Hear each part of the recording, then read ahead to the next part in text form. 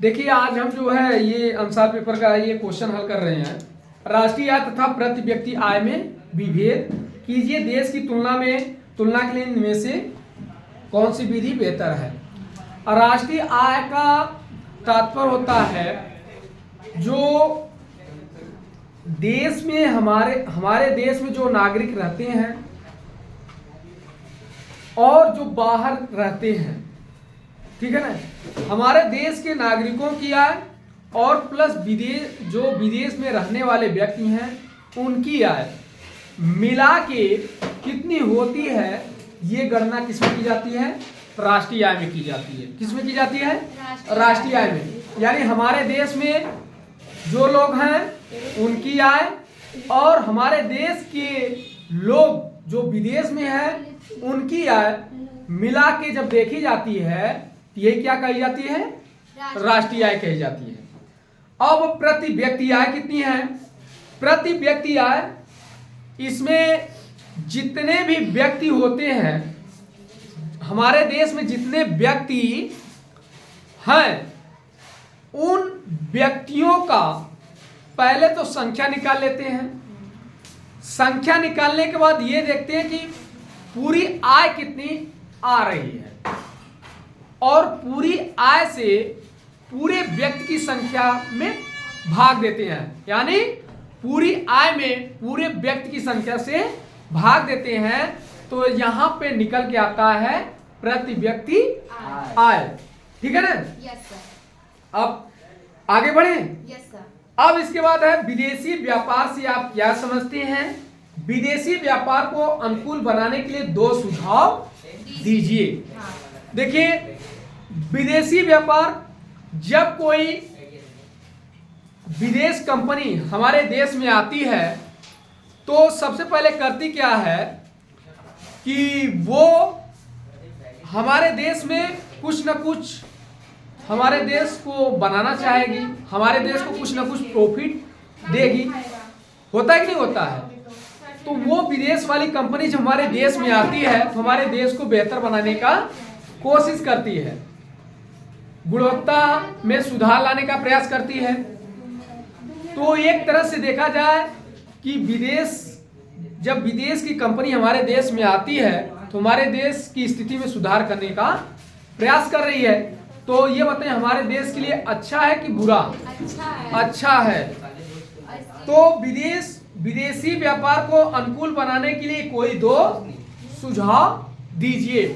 पहला तो हमें यह करना पड़ता है, जब विदेश की कंपनी आती है तो हमें यह पूछना पड़ता है, ये उसको कहना पड़ेगा कि भाई आप कितने साल रहेंगे हमारे भारत में, ठीक है ना, और किसका आप व्यापार करेंगे और इसका व्यापार अगर आप करते हैं तो कितने साल तक करेंगे। तो ये सारी चीजें जब हमें मिल जाती है तभी हम उसको कहते हैं हाँ आप हमारे यहाँ व्यापार कीजिए। ठीक है ना? और आगे चले। एक और बताना है, 2 मिनट एक और बताइए। फिर उसके बाद कहता है कि जब आप हमारे देश में व्यापार कर रहे हैं तो आप हमें कितने % देंगे, कितने % आप देंगे, और जब भारत सरकार के मुताबिक आप % देंगे तो आप व्यापार करेंगे, और भारत सरकार के अकॉर्डिंग आप अगर नहीं देंगे तो आप व्यापार नहीं करेंगे। आगे बढ़ते हैं। सत्याग्रह का क्या अर्थ है? ये तो हमको आ रहा है ना? सर। फिर असहयोग आंदोलन कब चलाया गया? ये भी आ रहा है। भारतीय समाज में जाति प्रथा अभी भी प्रचलित है, इसके क्या कारण है? इसको समाप्त करने के 2 उपाय बताइए। जाति प्रथा, अब ध्यान दीजिएगा, ये जो जाति प्रथा है तो जाति प्रथा है क्या? जैसे आप देखते हैं कि लोग यहाँ पे कहते हैं हिंदू, मुस्लिम, सिख, ईसाई, कोई कहता है ब्राह्मण, क्षत्रिय, वैश्य, शूद्र, कोई कहता है यादव, ठाकुर और हरिजन, ऐसे कहते नहीं कहते हैं। फिर मोदनवाल कहते हैं, फिर मौर्य कहते हैं, फिर तिवारी कहते हैं, ऐसे कहते हैं। ये जो सारी चीज जो बताए जा रहे हैं ये जाति प्रथा है। ये क्या है? जाति प्रथा है। और यहां से आप देखेंगे कि लोगों में होता है कि भाई हम अगर यादव कुल के हैं तो लोग कहते हैं हम कृष्ण भगवान के वंशज हैं, जो लोग मौर्य होते हैं वो कहते हैं मौर्य वंश से संबंधित हैं, है कि नहीं है? जो लोग मोदनवाल होते हैं तो वो कहते हैं हम जो है जो मूषक वाहन गणेश जी हैं उनसे संबंधित हैं। होता है कि नहीं होता है? तो कहने का मतलब ये जाति प्रथा है, ठीक है ना? कहने का मतलब है हमारा कि ये जाति प्रथा है। यहाँ पे देखिए जो मोदनवाल होते हैं तो वो क्या कहते हैं कि भैया हम अगर मोदनवाल हैं तो मिठाई बनाएंगे, हैं? अगर हम यादव हैं तो हम गाय भैंस ही चराएंगे, हैं? होता ही नहीं होता कहता है ना। और अगर कोई तिवारी हैं या पंडित हैं तो वो कहते हैं भैया हम तो कथा कराएंगे, स्वाहा कराएंगे। होता ही नहीं होता।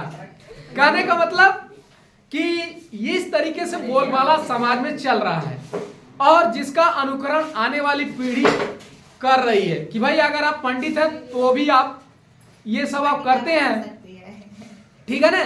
तो ये यही जाति प्रथा है। और इसके कारण बताइए। अब देखिए इसके कारण तो बता दिए हैं। इसके कारण ये है कि भैया हम यादव हैं तो हम भैंस ही चराएंगे, ठीक है ना? होता है कि नहीं होता है? और यही तो है कि नहीं है? तो अपने आप को दिखाते हैं, लेकिन इनको बदलने की जरूरत है भाई। अरे भाई और जाति भी भैंस रख सकती है, ऐसा नहीं कि जो लोग यादव वही भैंस रखेंगे, और भी लोग कर सकते। यही कारण है सब जो है। और दो उपाय को समाप्त करने के। इनको समाप्त करने का कारण क्या है? शिक्षा। हाँ। अगर आप शिक्षित होंगे, आप अगर भैंस रखे हुए हैं, आप भैंस क्यों रखे हुए हैं? क्योंकि हमें जरूरत है किसकी? पैसे की जरूरत है। भैंस को जब रखे हैं तो उससे दूध निकलेगा और दूध ले जाएंगे मार्केट में बेचेंगे तो हमें पैसा मिलेगा, हमारी स्थिति अच्छी होगी। अगर हम पंडित हैं तो पंडित क्या करते हैं? कथा करवाते हैं। तो अगर वो कथा करवाएंगे तो उनको पैसा मिलेगा और जब पैसा मिलेगा तो वो अपनी जीविका चलाएंगे, उनकी स्थिति बेहतर होगी। अगर मोदनवाल हैं तो मिठाई बनाएंगे। मिठाई बनाएंगे नहीं बनाएंगे? जब मिठाई बनाएंगे तो मिठाई बेचेंगे और उनको क्या होगा? पैसा मिलेगा। तो यानी कहने का मतलब ये उपाय है। क्या है? उपाय है। समझ गए ना? आगे कौन सा है? ये भाई महिलाओं के प्रति भारतीय आप कल बताए। हाँ, ये तो बताए थे आप। बताए थे। गन्ने की खेती के लिए उपयुक्त। हाँ, गन्ने की खेती के लिए उपयुक्त भौगोलिक परिस्थितियों का वर्णन कीजिए। भारत में इसके किन्हीं 3 उत्पादक राज्यों का नाम भी उल्लेख कीजिए। हमने बताया था महाराष्ट्र है, हमने बताया था उत्तर प्रदेश है, हमने बताया था बिहार है। 3 राज्य बताए थे कि नहीं बताए थे? ये हम कल बता चुके हैं। इसके बाद है भूक्षरण से आप क्या समझते हैं? भाई ध्यान दीजिएगा, जो क्वेश्चन है वो यही है कि भूक्षरण से आप क्या समझते हैं? भू का मतलब है भूमि। भूमि का अर्थ क्या है? मिट्टी से है। तो क्षरण का मतलब है कम होना, यानी भूक्षरण। भूमि क्षरण यानी जब मिट्टी का कटाव होता है, मिट्टी का कटाव होता है तो उसे हम क्या कहते हैं? भूक्षरण कहते हैं। जो मिट्टी का कटाव उसे क्या कहते हैं? भूक्षरण कहते हैं, ठीक है ना? इसे कैसे रोका जा सकता है? मिट्टी के कटाव को कैसे रोका जा सकता है? आप पेड़ पौधे लगा दीजिए, आप मेड़बंदी कर दीजिए। जब आप पेड़ पौधे लगा देंगे और आप मेड़बंदी कर देंगे, इससे मिट्टी का कटाव कम हो जाएगा। रुकेगा कि नहीं रुकेगा मिट्टी का कटाव? हो गया नहीं? उपाय बता दिए। प्राथमिक एवं द्वितीयक क्षेत्रों की विशेषताएं बताइए। अब देखिए प्राथमिक क्षेत्र क्या है? प्राथमिक, ध्यान दीजिएगा, जो प्राथमिक क्षेत्र है, जैसे आप क्या करते हैं?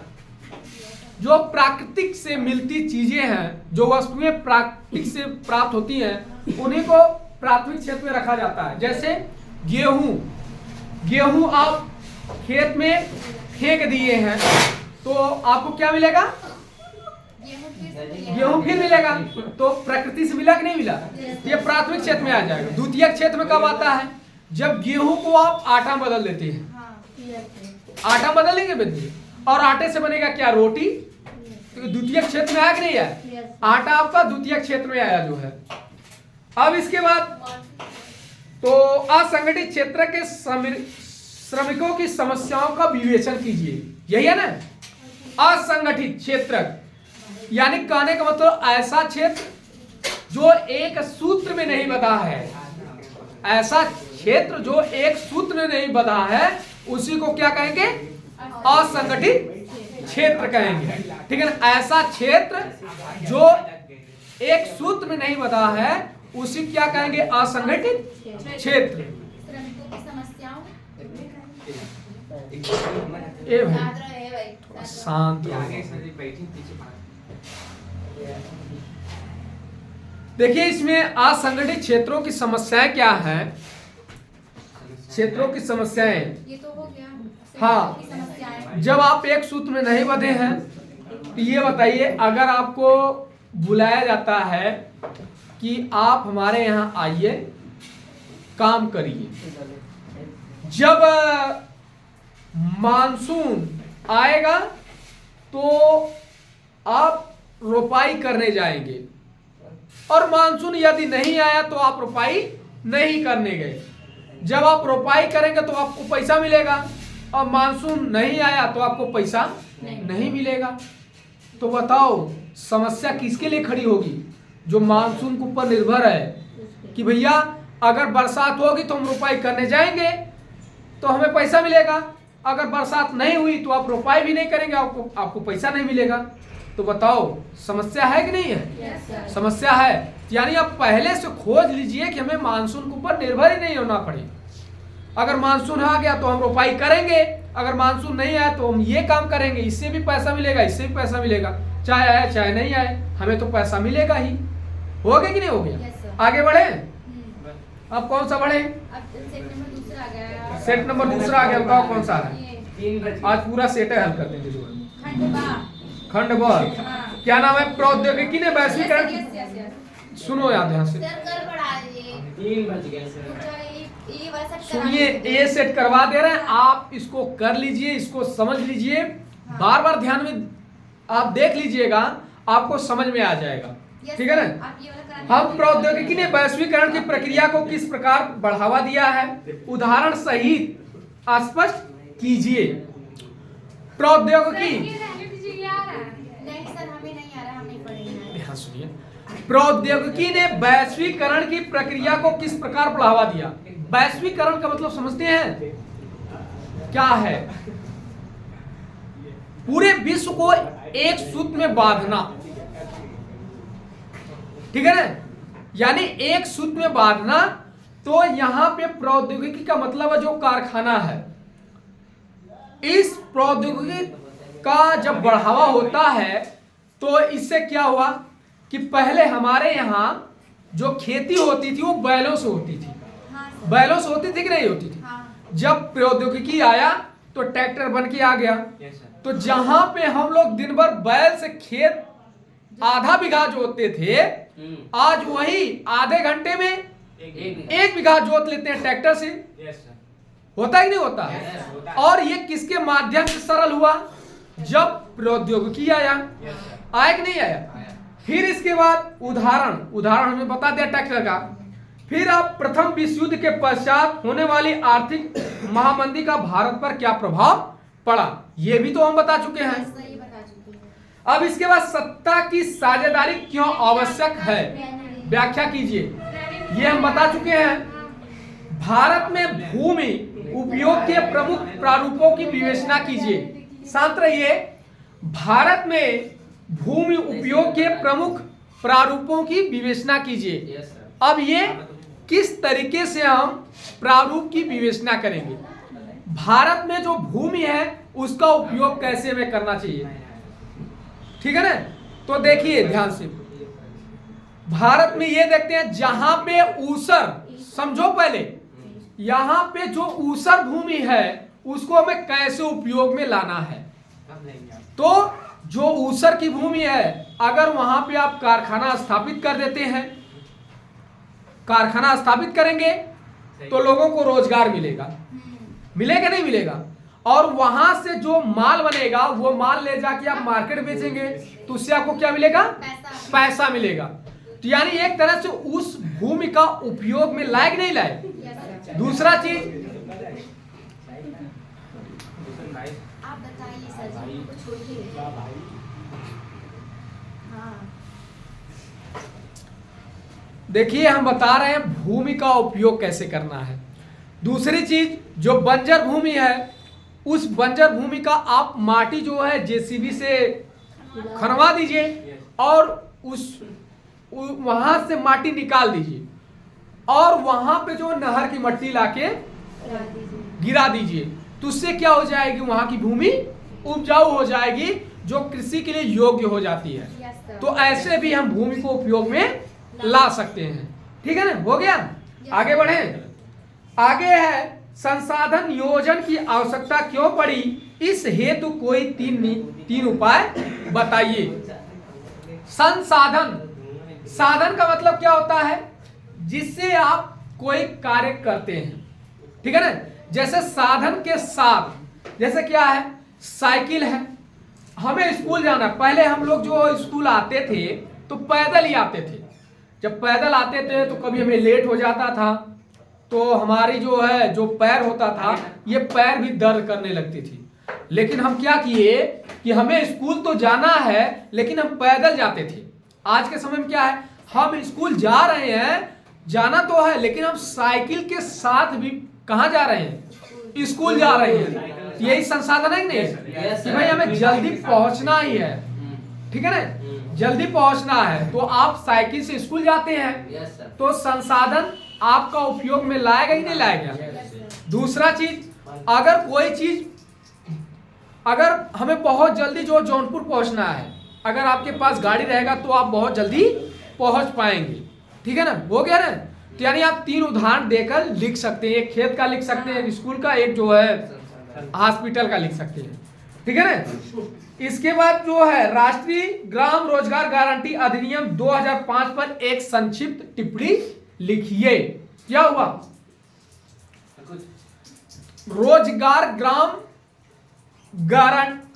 राष्ट्रीय ग्राम रोजगार गारंटी अधिनियम 2005 पर एक संक्षिप्त टिप्पणी लिखिए। यह जो है क्या थी, ये गांव में योजना चलाई जा रही थी। जो गरीब तबके थे उनको रोजगार मिलता था, उनको अगर कहीं रोजगार नहीं मिलता तो वो अपने गांव में जाते, तालाब में काम करते। ठीक है ना, आपके काम करते और उस काम के बदले उनको क्या मिलता, पैसा मिलता, और उसी पैसे से अपना जीविका चलाते। हुआ कि नहीं हुआ, आगे बढ़े। चौथा, अच्छा, आर्थिक गतिविधियों को रोजगार की परिस्थितियों के आधार पर कैसे वर्गीकृत की जाती है। आर्थिक गतिविधियों को देखिए, अब क्या है कि जैसे आर्थिक गतिविधियां क्या है, आप देखते हैं आप ही में से कई ऐसे लोग होंगे जिनकी आर्थिक स्थिति बहुत अच्छी होगी, और कई ऐसे भी लोग हैं जो बहुत ही अच्छी स्थिति होगी, और ऐसे भी लोग हैं जो बहुत गरीब होंगे, और ऐसे भी लोग होंगे जो एकदम मध्यम होंगे।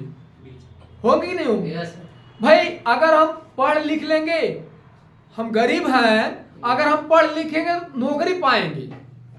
लेकिन ऐसे भी लोग हैं जो पढ़ लिख रहे हैं, चलो भाई इंटर तक अगर हम पढ़ रहे हैं, अगर बढ़िया से पढ़ लेंगे तो अपना जो बिजनेस है बहुत बड़ा, उसी को अपना चलाएंगे, उसी को चलाने के लिए, है कि नहीं है।